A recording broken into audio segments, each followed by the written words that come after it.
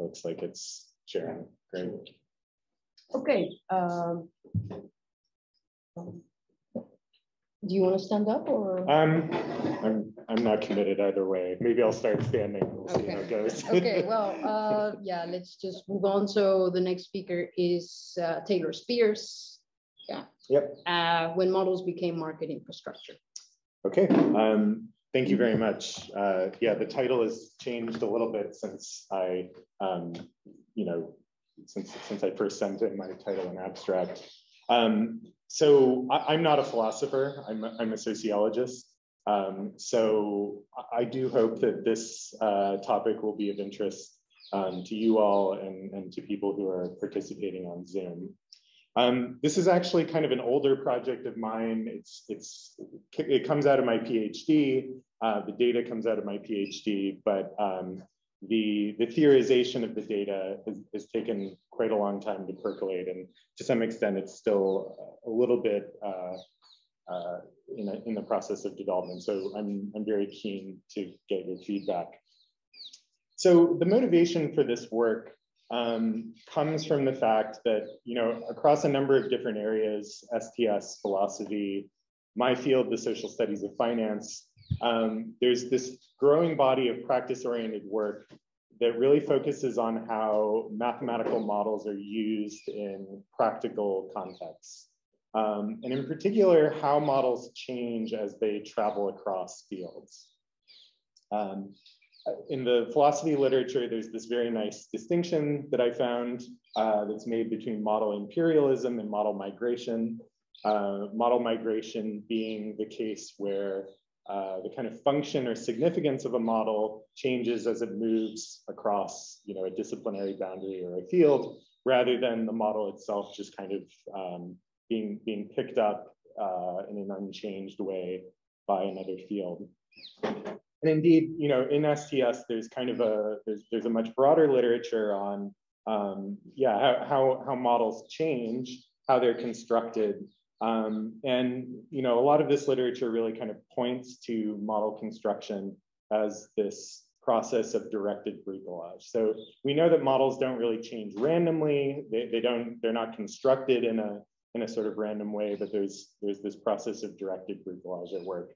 We see that in some of Donald Mackenzie's older work on the Black-Scholes-Merton model. Marcel Bowman's has pointed out that economic models tend to be constructed by kind of fitting together different mathematical and theoretical elements, often drawn from different sources. And in the social studies of finance, we also see how models become associated with and embedded in these kind of distinctive cultures of model use. So what I want to pick up on in this paper is this notion of translation. And I think most recently this comes out of a paper by a colleague of mine, Arjen Vanderheiden, who develops a process-oriented account of model migration that really emphasizes the importance of translation to model migration. So translation is this term that comes out of actor network theory and STS, but also organization studies, which really refers to the idea that, in order for an object or a practice to move either from one organization to another or across fields, this never involves a simple process of copying or diffusion, but that practice or object always has to be reconstructed anew in that new setting. And so this idea was initially developed in kind of the actor network theoretic tradition, of course, which was originally known as the sociology of translation. But there's also a pretty significant literature in organization studies on the movement of management practices, management ideas across organizations and fields as well. Now, what I kind of want to pick up on in this paper is this idea of traveling in translation, the idea of kind of models traveling or circulating. It really kind of has this connotation of a one-way movement between a field of origin to a target field. And indeed, in a lot of the literature on translation, this is kind of how it was originally theorized. So, you might have kind of an origin field where a practice, or in our case, a model originates. And then usually there are a set of actors that kind of function as carriers of that practice into the new field. And what they really focus on is kind of redeveloping or changing that model to align with the interests and maybe the ontologies practiced within that new field. And sort of that is what translation entails, is this kind of movement from point A to point B. But more recently, there's been this strand of work that's kind of generalized this concept of translation to really look at what are known as translation ecologies. And translation ecologies acknowledge this idea that quite often when we see practices and in our case models circulate, the movement isn't just one way. There's often kind of dynamic interaction between actors across fields. Models or practices move one way and then back. And so what's happening is often quite a bit more dynamic than some of these early theories of translation suggest. So what I want to do in this paper is really extend this idea of translation ecology to the study of mathematical models. And the concept I'm developing here of model translation ecology, it consists of a set of actors who interact dynamically over time and across fields to translate one or more models and their associated practices from one field to another. And these ecologies that I'm thinking of can consist of individual researchers and practitioners who often work across academia and industry, organizations, in the case I'll be looking at in a few moments, banks, which function as kind of the targets of translation, specialized firms that become involved in that translation process. And then sometimes what we might think of as trading zones, to borrow this term from Peter Gallison, where these different actors interact, so such as conferences and workshops. And what I want to show in the case that I'm going to develop is, in a model translation ecology can emerge from repeated attempts to translate a model into organizations' own infrastructures and practices which bring to light shared problems that then organize the activities of actors in that ecology. So, for example, one of the things that we found in our data, it was very surprising to us at first, but there were a lot of priority disputes that happen between people participating in this ecology, between academics and practitioners. And part of that, really speaks to the fact that everybody was kind of working on these shared problems and would often converge on the development of new models simultaneously. And so what we want to argue here, in addition to kind of extending this concept of translation ecology, but really argue that the problems around which translation ecologies become organized can shape the trajectories of model development and even produce new modeling cultures. So hopefully that's kind of the main theoretical contribution we develop here. Now, what I'm going to do in the remainder of my talk is talk through a specific case of the development of a model translation ecology. And to do so, I'm going to look at the history of what are known as interest rate term structure models. I'll be looking at the translation of those models from academic financial economics into the markets for OTC derivatives, and more generally into the derivatives markets during the 1980s and 1990s. Now, term structure models themselves they're very general models. They're used for a lot of different purposes in finance. So, for example, term structure models are kind of key pieces of technology that central bankers use to forecast changes in interest rates in response to monetary policy interventions. Academic economists use them to understand the nature of what's known as the term premium, which is kind of the extra return that bond investors earn from holding their money up in fixed income investments. So they're often used in asset liability management and in risk management. But what we're really focused on here is this historical process of translation that took place in the 1980s and 1990s, where these models were picked up within the derivatives markets themselves, which really was kind of a part of the broader rise of the derivatives markets and the OTC derivatives markets during that time. Now, I just kind of want to build an intuition for you of what these models are trying to do in a general sense. And so to do that, I have here a depiction of what's known as the yield curve. And what the yield curve shows is the relationship between the yield to maturity, which you can kind of think of as the financial return of holding a bond or a fixed income instrument for a specific amount of time. So, if you invest in maybe a 10-year treasury, you'll achieve a certain yield compared to a shorter maturity treasury or something like that. And yield curves are used for a variety of different fixed income instruments, not just for bonds. And so really what these models do is try to model changes in this yield curve over time in a financially reasonable way. So to kind of see that, what I've done here is kind of plotted changes in the US Treasury yield curve from, I believe, like the 1950s until 2019. And you can kind of see here, I mean, just some things sort of jump out. One is the curve itself is sort of moving quite randomly. There are these shifts up and down. It changes in curvature. The movement is really quite dynamic, but there's also stability to how it moves. So it's not as if each of those points is kind of moving randomly on its own. There's indeed a pretty a high degree of correlation between different points on the yield curve.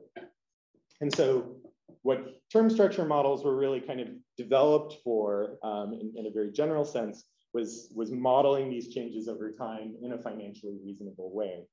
If you're working in the derivatives markets, specifically in the interest rate derivatives markets, you need a model like this for pricing derivatives that depend on the movement of multiple interest rates over time.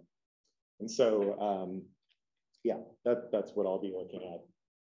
So as I said, really looking at the translation of these models into banks that became very active in these markets. And here, term structure models are really kind of used for two purposes. One is sort of a qualitative, I'm actually going to sit down. So one is this sort of qualitative purpose of understanding the potential risks that a derivative might create for a bank if it's transacted. What kind of risks is that bringing to the bank's balance sheet? The other, very importantly, is to calculate the fair value of a particular contract. So you need some way of determining the current price of that contract, both for accounting purposes, but also for internal risk management purposes. But also, these models are quite important for what we might think of as market risk management. So if you're a trader, you want to use a model like this to figure out some sort of hedging strategy so that you can buy a set of contracts that hedge the risk of transacting in these instruments. Yeah, okay, this is maybe technical detail that we don't really need to be too concerned about, but I think the thing to really kind of point out here is that calculating the fair value of a derivative is technically complex in some ways. It involves calculating this expected value, but the use of these models is very, very computationally intensive, particularly when you're computing these risk sensitivities, because what it involves is kind of bumping each of the inputs of a model and then recalculating the derivative's value. So for a given contract, you might actually need to revalue the contract maybe dozens or hundreds of times in order to know how it should be hedged. So using these models can be very, very computationally intensive for banks. Now, so what I try to trace in this paper is the emergence of this, what we're calling a translation ecology, a model translation ecology, from financial economics into the OTC derivatives markets during this period, really concentrated in the 1980s and 1990s, but kind of continuing up to the mid-2000s. And this ecology consisted of academics, financial economists, and financial mathematicians, quants and traders who worked for dealer banks that make markets in these instruments, as well as specialized technology companies that implemented models for banks. And the thing that we see in our data is this ecology, as we see it, really became organized around ensuring that term structure models could satisfy these two broad, we can kind of think of them as constraints or forms of alignment that were really needed to make these models workable on a trading floor within a bank. And so at the moment, we're kind of calling this ontological alignment and material alignment. Might be sort of a clunky distinction, but nevertheless. So we can kind of think of ontological alignment as being the way the mathematical structure of these models aligns with the kind of market ontologies used by traders and derivative practitioners. So are they modeling the same types of objects? Or are they modeling something quite different that kind of requires a translation exercise in and of itself in order to sort of use the model? Does the model make predictions that kind of align with empirically with how the prices of derivatives behave, for instance? We're thinking of these as ontological alignment. Now, material alignment is what we really think of as the kind of changes or alignment that's needed to make these models into practical software that can run on an IT infrastructure within a bank. So you can have a very elaborate model, right? It can model the world very realistically, but if you can't actually compute those risk sensitivities, if you can't calculate those fair values in an acceptable amount of time, the model is going to be practically useless to you, right? So performance considerations, in addition to the degree to which the model actually kind of aligned with traders' intuitions and concepts for thinking about the market, became absolutely central in determining whether a given model would kind of work in this context. And as we'll see, actually kind of balancing these two forms of alignment was very, very difficult from an engineering standpoint. Indeed, it still is. Quite often, models that are very well aligned ontologically with the kind of concepts and intuitions of traders are very computationally difficult to run and implement. They from like a material standpoint, they're disadvantageous in a number of ways, whereas more parsimonious models that can compute risk sensitivities very quickly often have a number of kind of conceptual downsides. And so what we really see is, as this kind of translation ecology emerged, there became a focus on really trying to balance these two forms of alignment. And what we're going to see is how that kind of shaped the development of term structure modeling itself in general. Okay, so yeah, let me just spend a few more minutes talking about this kind of form of ontological alignment. So if you're an interest rate trader, if you're an interest rate derivatives trader, there are a number of different market objects that you care about, that you pay attention to. When these markets were growing and very active, most of the derivatives that were traded on the London Interbank Offered Rate. LIBOR kind of doesn't really exist anymore after the big LIBOR scandal a few years ago, or at the very least, it's in the process of being phased out. But if you were a trader operating in these markets, these LIBOR rates were very central to what you did in terms of how you structured products, how you risk managed your books. And so models that were actually kind of written in terms of LIBOR rates were very advantageous because they made a lot of intuitive sense. They aligned conceptually with how you understood the markets. LIBOR rates are a bit unusual if you're a mathematical economist or a financial economist, because interest is computed discretely rather than, the compounding of interest is done discretely rather than continuously, which is kind of more common in the academic literature on in mathematical finance and term structure modeling. The other thing that you really care about are what are known as black implied volatilities. So implied volatilities are kind of a measure of the price of options on various interest rate contracts. And one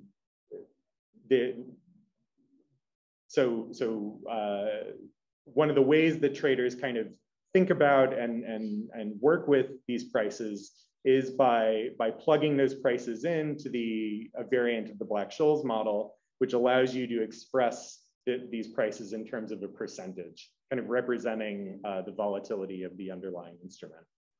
And so if you're a trader or a quant, you're very accustomed to working with these specific objects. And so ideally you have models that kind of carve up the world according to that market ontology.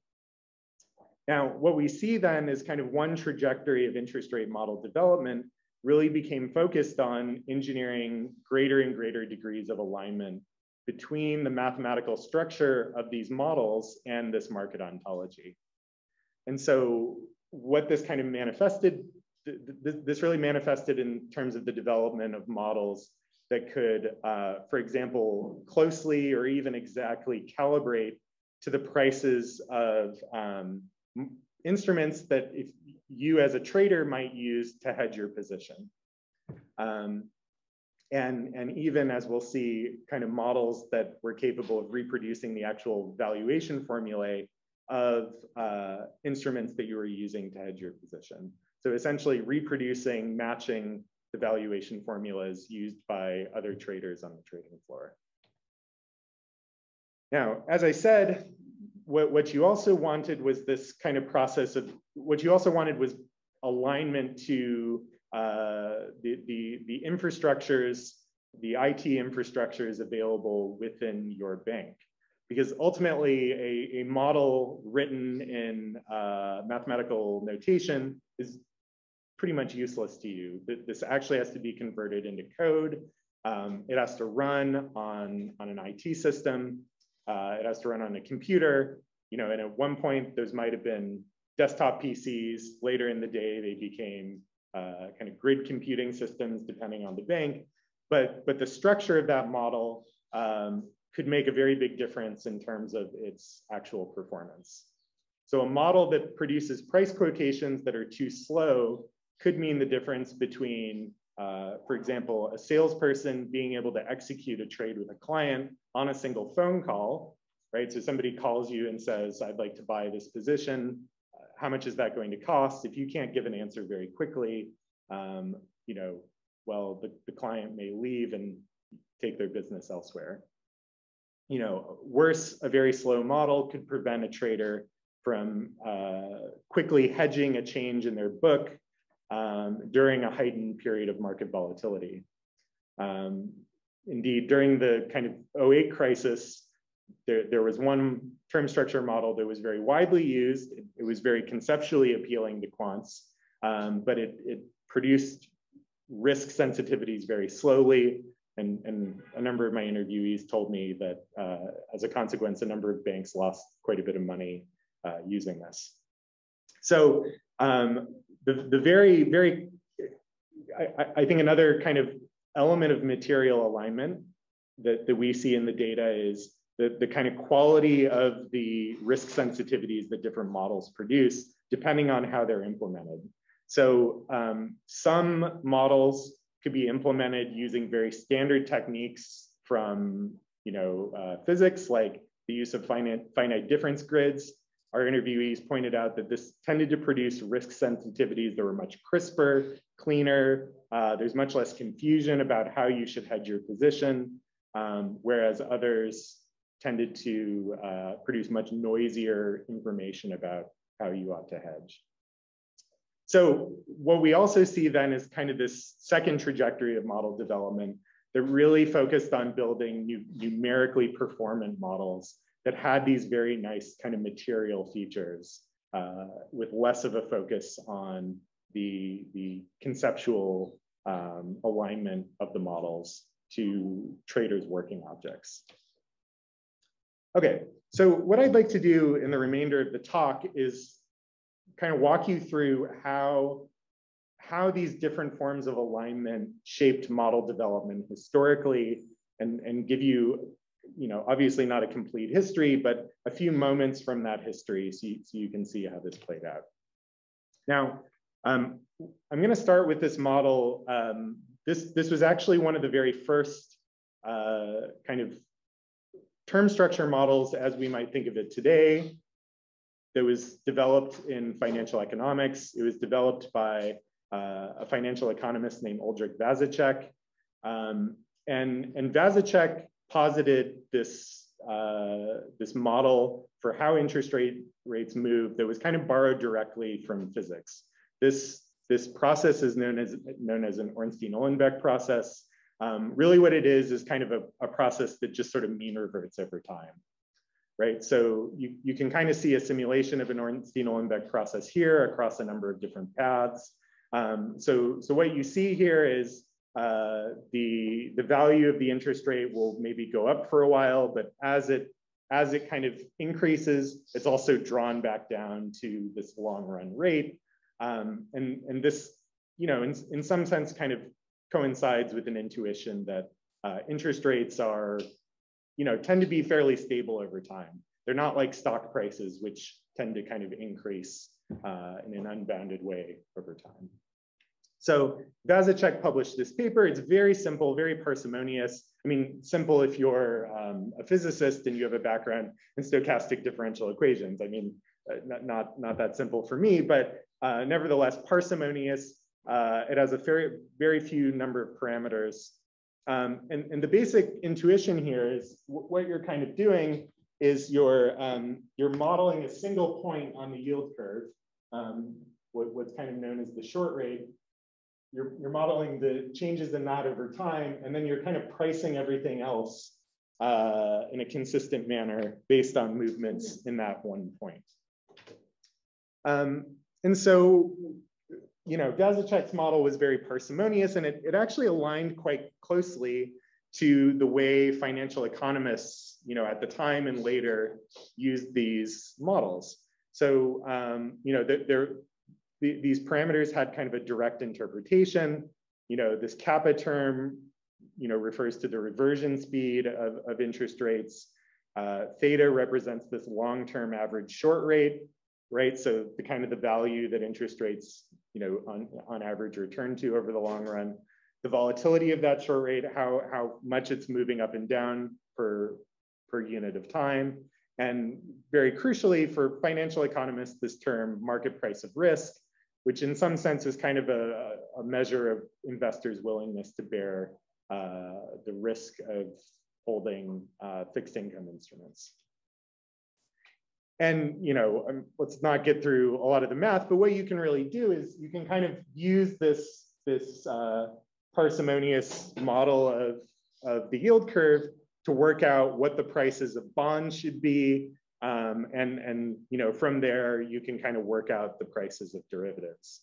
So if you kind of solve the Vazeček model for a set of parameters, you can kind of work out a nice, clean solution for what the yield curve should be on a given date. There was another early model known as the Cox-Ingersoll-Ross model that was very, very similar. It's actually identical to the Vazeček model, except for this square root of R, T, value. This gave the model a little bit more ontological alignment with what traders were doing, because it ensured that interest rates could never be negative. It's a very nice feature, but it actually made the implementation of this model very difficult. But that didn't really matter to Cox, Ingersoll, and Ross, because what they were very much interested in was this intellectual project of extending Arrow, DeBrew, and McKenzie's general equilibrium theory to a world with financial assets.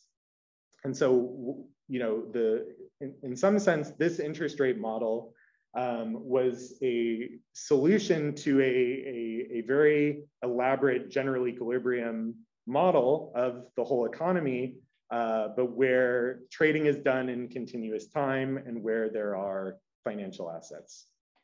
So they really didn't kind of intend this to be used in a practical trading context. It was really kind of about contributing to this post-war, economic tradition of general equilibrium modeling at the time.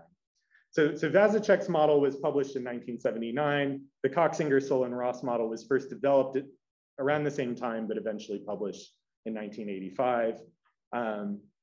And just kind of a few things that I want to point out to you is, you know, these early models were, I think kind of a fair way to characterize them is this term that comes from Mary Morgan's work. You know, they were small worlds. They were originally designed to address these kind of very specific theoretical questions to financial economics. And in particular related to this, I didn't mention this, but this issue of the expectations hypothesis. As one financial economist pointed out to me, you know, academics really care a lot about what's going on with risk premium. They want to relate those back to the macroeconomy. And so, you know, the Vazicek model and the CIR model and the models that came after that in that tradition were really aimed at doing that. Empirically, they were usually used by kind of doing statistical analysis on historical bond market data. And you know, they were simple and parsimonious. So they were designed for kind of organizing one's thinking about how to explain an empirical phenomenon, to use this idea from Yone and Breslau, but they were not kind of designed to be calculating machines. Now, the kind of first part of this translation story really kicks off in the 1980s. You know, the OTC derivatives markets were growing. You know, at first you saw kind of the emergence of this market for swaps. And later there was a demand for options written on bonds like treasuries. And this really kind of necessitated the use of models that could capture the entire yield curve. So in his memoir of his time as a quant, Emmanuel Derman, you know, recalls several presentations on new models for valuing bond options. There was almost this sense of urgency, a race to solve the problem. And quants and traders began experimenting with models from financial economics. You know, early on, these experiments were very crude. It was about making kind of very much a kind of form of directed bricolage, making adjustments to the Black-Scholes model and the Vazicek model. But very soon they kind of ran into these difficulties owing to the lack of ontological alignment between the mathematical structure of these models and the kind of working ontology of traders. Now, to give you an intuition for that, I want to share a quote with you from an interview I did with a quant back in 2012, who, you know, kind of explained to me the way that models are used in these markets. And what he said is, well, when you take a look at a book of deals, you first sort of qualitatively examine the risks. What are the risks? Am I at risk for interest rates going up and down? You know, and once you figure that out, you have to choose a model. And then the second step is always calibration. And this practice of calibration is absolutely critical in the interest rate derivatives markets, because what you have to actually do is make sure that your model can reproduce all of those prices for the instruments that you're going to use to hedge your position. And he basically says, if you can't do that, if you can't match those, you're going to be toast, and you know, your ability to actually risk manage this position will be really compromised.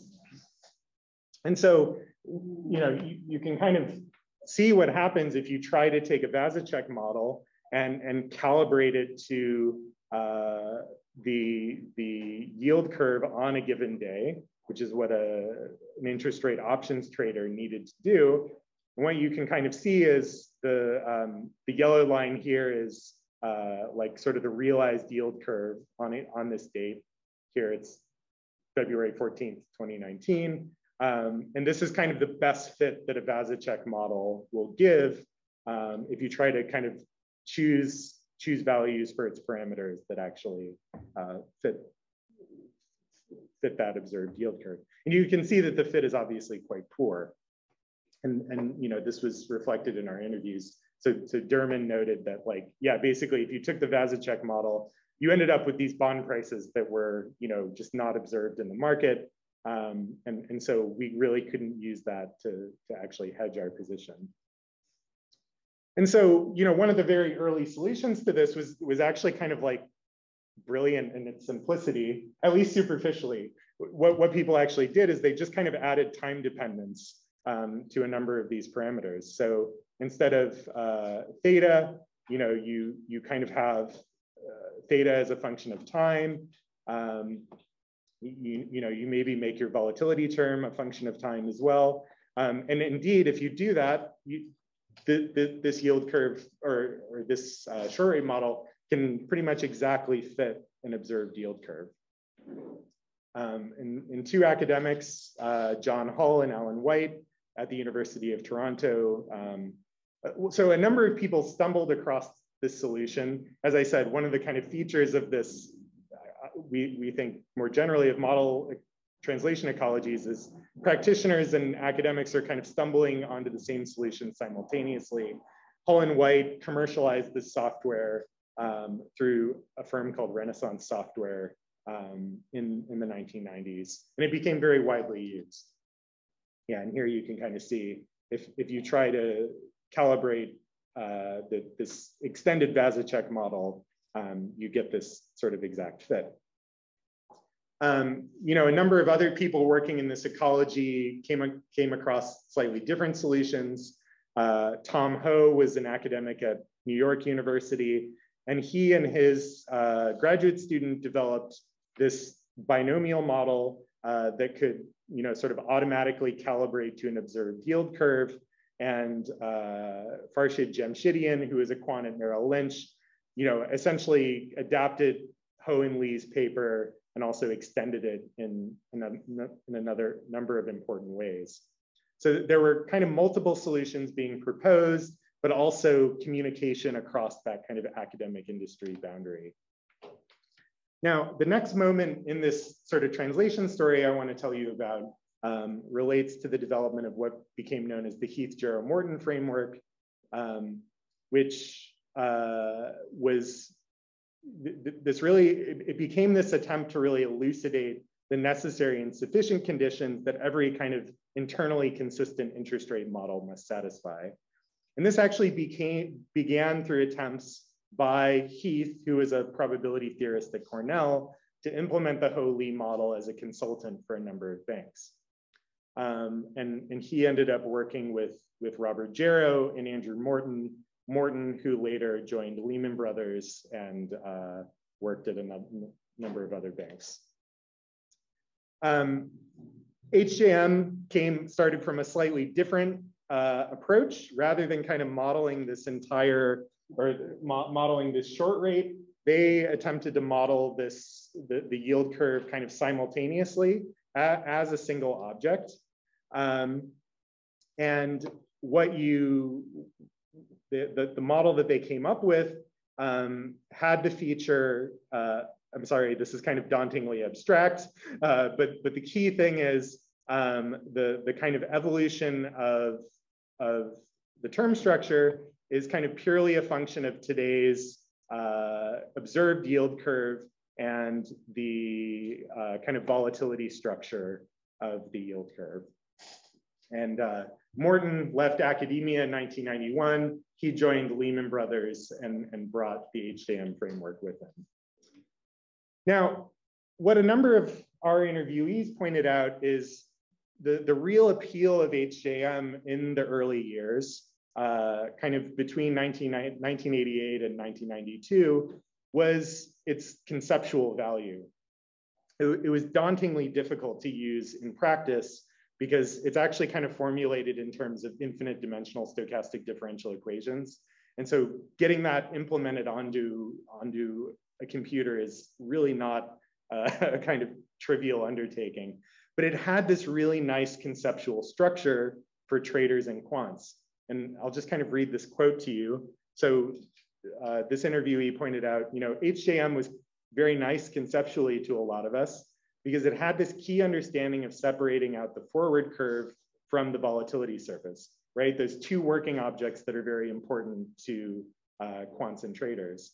In short rate modeling, those two were all mixed up together. With the short rate model, the forward curve, where the forward LIBORs are, is all mixed up with the volatility surface and mean reversion. It's all tangled. Whereas with the HJM, it's much cleaner. You've got the forward curve in one place, you've got the volatility surface in another. It's a very nice intuitive idea because that corresponds to the way that derivatives are priced in practice. So if you price a derivative, the first thing you ask is what's the forward? If you're doing an option, you care about what's the vol. And if you have two or more things, you care about the correlation structure. And you often have different groups of people risk managing those in the organization. So conceptually, this is a very nice development. It actually maps on to the kind of organizational structure of derivatives risk management. But implementing this is very, very difficult. And in particular, it has a number of kind of material shortcomings. So one of the things is price movements in the HJM framework are path dependent. And this basically means that all of the numerical infrastructures that banks had developed couldn't be used. So they had to resort to Monte Carlo simulation, which at the time was really kind of seen as an option of last resort. So some banks overcame this by kind of just investing in brute force computational power, investing in Cray supercomputers, Sun workstations. But another kind of approach, again, you see this other model development trajectory, was the development of versions of HJM that could be implemented on these more common numerical infrastructures. Another problem with HJM is that interest rates are normally distributed, right? That in some ways makes the math very easy, but it does have the effect of making interest rates, it can allow for negative interest rates. And one of the problems at that time that was sort of known in both the academic and the practitioner literature is if you try to correct for that fact by having a log normal interest rate, you ended up with interest rates that would kind of explode to infinity in finite time. And that was seen as an undesirable property for obvious reasons. And so the last kind of moment in this translation story that I want to mention is the development of what became known as the LIBOR market model, which really was kind of the pinnacle of alignment between conceptually the working objects that quants and traders used, but was materially very, very, very difficult model to use. Could only be used using Monte Carlo simulation and tended to be very slow and rather difficult to use. And so in response to that, we in turn see a new round of kind of model engineering focused on the dimension of what are known as low dimensional variants of this LIBOR market model that were kind of compatible with these more standard and more advantageous numerical infrastructures. Okay, so what I've tried to show here, just giving you a very potted history, is by the early 2000s, there were kind of these two broad trajectories of model development that had emerged from the work of actors in this translation ecology. And I don't really have time to get into this, but to some extent, these became associated with particular financial products. and at a time, particular banks. So you had this kind of high dimensional modeling culture, became exemplified by the library market model, HJM, and so on, really focused on the use of Monte Carlo simulation. And in the mid-2000s, these models became very important for a new kind of class of exotic interest rate derivative that became very popular among investors up to the financial crisis. And then you see this kind of low dimensional modeling culture that sort of ran on standard numerical methods, such as finite difference methods, and this became much more associated with financial products that were more routinely traded. The kind of primary example being this product known as a Bermudan swaption, which at the time was really widely used for hedging mortgage prepayment risk. And so, yeah, this is just kind of an interview with a quant who pointed out these really two extreme schools of thought. One is you have this one big model that you use for pricing everything. It's a big multi-factor model, such as BGM or the LIBOR market model. You're just going to run everything through that. Some banks do that. And then you have kind of the other end of the spectrum, banks that say every product is different. It's going to depend on different risk factors. So let's produce a model for that product that captures the risk factors of that product.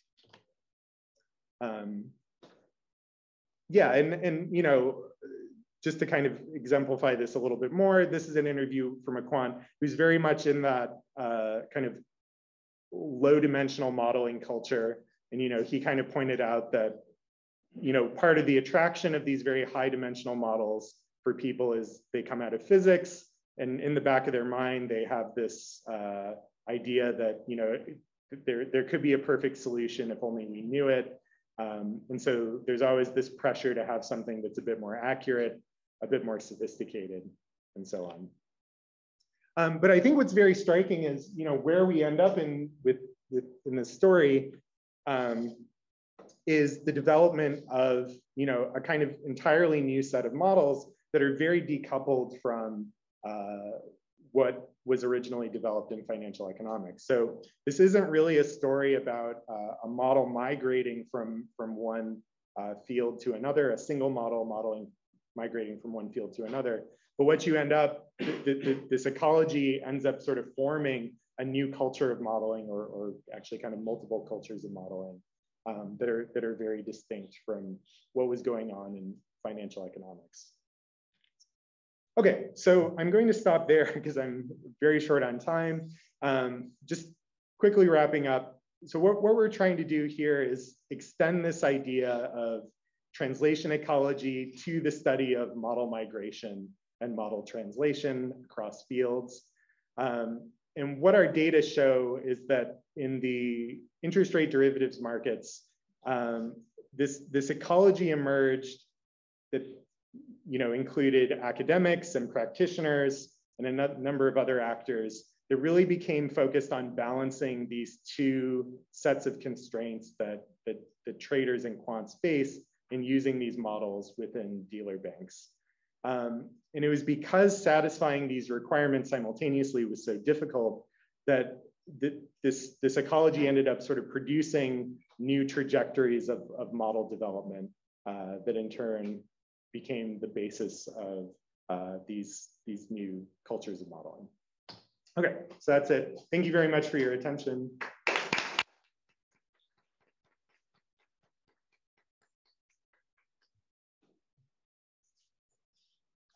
Yeah, Christian.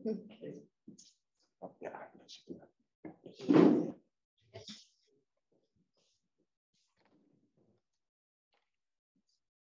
Thank you very much for this fascinating paper, amazing story.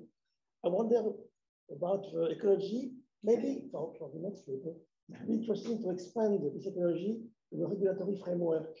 I think about Basel III, the Basel check model, and so that's C2 for Ivero Morton. It would be interesting to check if there are differences between the ecology with and without the regulatory framework. Just an idea, but it's fascinating, your paper. Thank you, thank you. Can I respond to that real quick? Yeah. Yeah, thank you very much, Christian. I think that's a great point and a great suggestion for further work. I mean, I think one thing I have wondered is the role of accounting practices in shaping this, because part of what you had going on at this time was the kind of broad adoption of fair value by the FASB and later the IFRS. And, you know, the use of these models became very important for the kind of fair valuation of derivatives as soon as, you know, they really had to be incorporated onto banks' balance sheets. So that might be kind of one regulatory dimension there. I'll have to think more about kind of bank capital, though. That's very interesting. Katerina, oh, yeah. Questions? So you can just give her the word. Yeah. Hi, Taylor. Thank you very much. Great talk, very interesting. I was just interested whether you could observe changes also in the cultures of model use. So you talk us about how models change because traders, quants, and so on have particular requirements. Did traders and quants also try to adjust their requirements because they have a particular model at hand? Oh, that's a great question. I've never really thought of that before. I mean, so how they work, how they use the model. But I would expect that they also try to adapt to the models they have. Yeah. I mean, I think one of the things that comes out in our data is, you know, so I guess a few things to say. There's certainly evidence in our interviews of kind of a distinction between the high dimensional use one model for pricing everything, and there are particular practices that became associated with that. So the way you would calibrate that model would be different than banks or traders that were using kind of the lower dimensional models. You would calibrate to a much wider set of instruments in the market. You might use a wider set of instruments for hedging your books. And I had a couple of interviewees who pointed out that, you know, a trader that sort of was trained in a bank that really kind of focused on that high dimensional form of modeling would oftentimes carry that on to other financial institutions that they might work at. So I think one of the odd things here is over time, what you end up seeing is kind of traders ended up kind of diffusing among banks, right? So a trader might start off at Morgan Stanley and then go to work for Goldman and then go work for JP Morgan, and they would carry that that culture of modeling with them. But what that meant is within banks, eventually there tended to be multiple approaches used simultaneously. And so I think that's kind of one dimension of modeling culture that we see. Yeah, your question is a great one, though. I'll have to think about that more in terms of, you know, did they really kind of try to change? So do you have in mind, like, yeah, because it seems, it seems that models are very flexible instruments, and if they don't fit into the culture, they can be easily changed by academics or whatever, you know. But I suppose that yes, so maybe it's something in your interviews as well, that people have a model and they try to work with it, and they rather change say requirements on model than just say, okay, the model is not fitting, so we just drop it, or and we will wait till changes are made, you know. Yeah. I mean, I think you definitely see, you know, traders. Yeah, I'll have to go back to my interview data. And so it's what I wanted to suggest, that you just maybe read your interviews from this perspective as well one day. Okay, thank you very much. Great. Thank you. Any more questions? Yeah, Emiliano. Yes. Thank you very much, Taylor, for this super fascinating paper. And I think that we can learn a lot from your data and also your conceptualization of the entire story. And maybe I have one question about, maybe one lesson is that a good model is a time-sensitive concept, in the sense that you have to every time trade off between ontological and material features.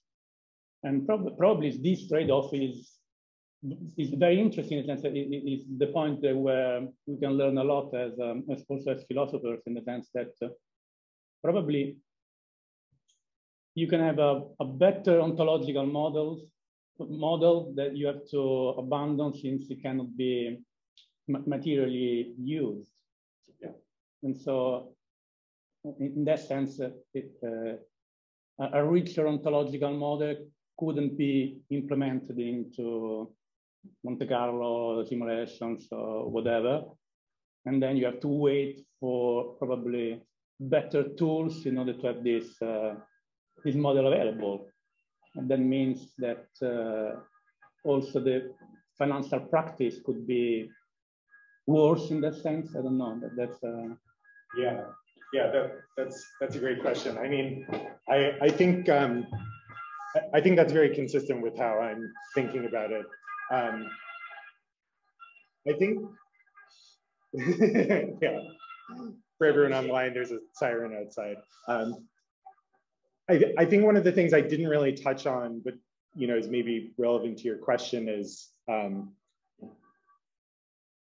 during this time, you also had a kind of explosion in the computational power available to banks, right? I mean, just kind of think about Moore's law over the past, 30, 40 years. And that certainly made possible the use of models that, 10, 15, 20 years previously would have been, kind of entirely impractical to use.